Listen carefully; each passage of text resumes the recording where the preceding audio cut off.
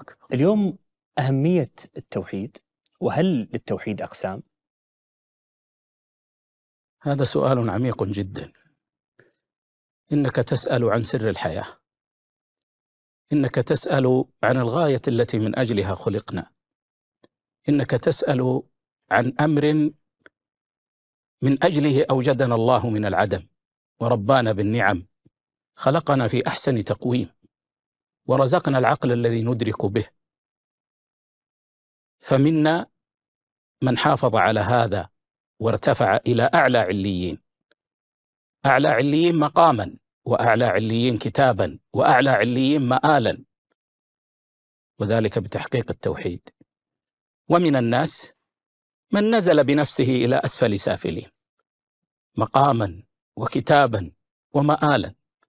إنك تسأل عن أمر فيه الأمن، الأمن على الفكر، الأمن على العقيدة، الأمن على المنهج، الأمن في الحياة كلها.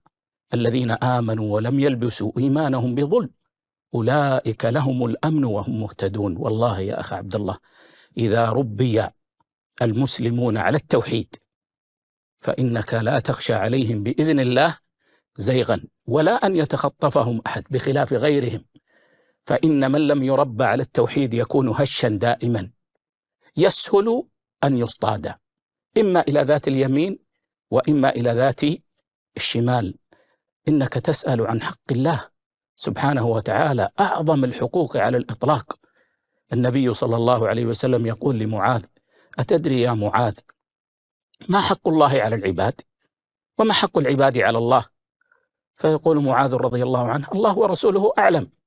فيقول صلى الله عليه وسلم: حق الله على العباد أن يوحدوه ولا يشركوا به شيئا، وفي رواية أن يعبدوه ولا يشركوا به شيئا، وحق العباد على الله أن لا يعذب من لا يشرك به شيئا. والحديث في الصحيحين. حديث عظيم. إنك تسأل عن أمر لو حققه العباد لعاشوا في عزة وعاشوا في رغد. الله عز وجل يقول: وأن لو استقاموا على الطريقة لأسقيناهم.